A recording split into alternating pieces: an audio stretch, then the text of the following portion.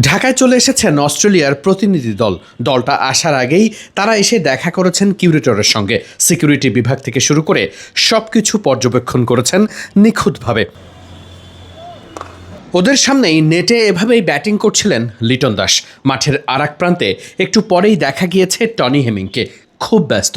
এই একাডেমি মাঠেই অস্ট্রেলিয়ানরা অনুশীলন করবে। তাদের জন্য ফ্যাসিলিটিসের সবটুকু ঠিকঠাক আছে কিনা সব কিছু বেশ ভালোভাবেই পর্যবেক্ষণ করছিলেন সকলেই। অস্ট্রেলিয়ার প্রতিনিধি দল সকাল সকাল এসে তাদের যা কিছু দরকার সব কিছু বুঝে নেওয়া বা যে ব্যাপারগুলোর কাজ করণীয় সেগুলোই ঠিকঠাক করে দেখে নিচ্ছিলেন। কোথায় তারা অনুশীলন করবেন, মূল মাঠ থেকে শুরু করে একাডেমি মাঠ পর্যন্ত যে জায়গাগুলো দিয়ে অস্ট্রেলিয়ান ক্রিকেটাররা চলাফেরা করবেন কিংবা অনুশীলনের জন্য যাতায়াত করবেন, সে জায়গাগুলোতে সিকিউরিটি পারপাস কী ধরনের স্টেপ নিচ্ছে বাংলাদেশ ক্রিকেট বোর্ড সব কিছুই যাচাই বাছাই করে দেখা। এজন্যই আগে ভাগেই তারা চলে এসেছেন। বাংলাদেশেরও প্রস্তুতির শেষ নেই।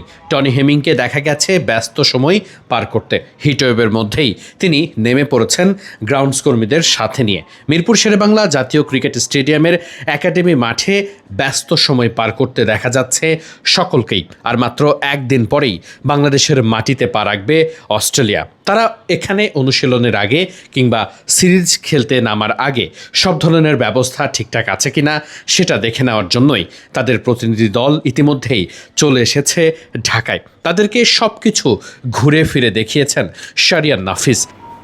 মূল মাঠ যখন তদারকি করছিলেন অস্ট্রেলিয়ান প্রতিনিধি দল, তখন অনুশীলন করে ফিরছিলেন মেহেদী হাসান মিরাজরা। মাঠের আউটফিল্ড সুন্দর রাখতে ইতিমধ্যেই জিপসাম ছিটিয়ে দেওয়া হয়েছে। সব কিছুই দেখে গেছেন অস্ট্রেলিয়ান প্রতিনিধি দল। বাংলাদেশে হোম সিরিজের জন্য যারাই আসেন তাদের আপ্যায়নের এতটুকু কমতি রাখে না বাংলাদেশ। এই সুনামটা বরাবরই আছে। তারপরেও প্রোটোকল নিয়ম মেনে সব কিছুই করেন অস্ট্রেলিয়া, ইংল্যান্ডের মতো বড় দলগুলো। তাই তারা বাংলাদেশে পা রাখার পূর্বেই তাদের সিকিউরিটি কিংবা প্রতিনিধি দলের সদস্যরা এসে সব কিছু যাচাই বাছাই করে দেখেছেন। ইতিমধ্যেই দলটা পাকিস্তানে অবস্থান করছে। যদিও পাকিস্তানে বেশ কিছু ক্রিকেটার আসেননি যারা আসবেন বাংলাদেশে। টিম ডেভিড কিংবা ট্রাভিস হেডদের মতো বড় বড় সব নাম বাংলাদেশের মাটিতে পা রাখবে ঢাকায় নামার আগে। তাই সব ধরনের প্রস্তুতি নিতে সবাই ঐক্যবদ্ধ। টিম অস্ট্রেলিয়ার সঙ্গে সিকিউরিটি ইনচার্জ হিসেবে কিংবা লিয়াজুস অফিসার হিসেবে যিনি দায়িত্ব পালন করবেন তাকেও দেখা গেছে এই প্রতিনিধি দলের সঙ্গে কাজ করতে। মূলত সিরিজের দামামা বেজে গেছে এক কথায়, কারণ সিরিজের প্রস্তুতি শুরু।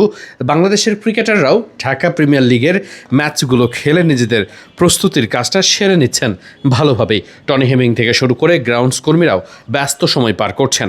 অস্ট্রেলিয়া সিরিজ বলে কথা।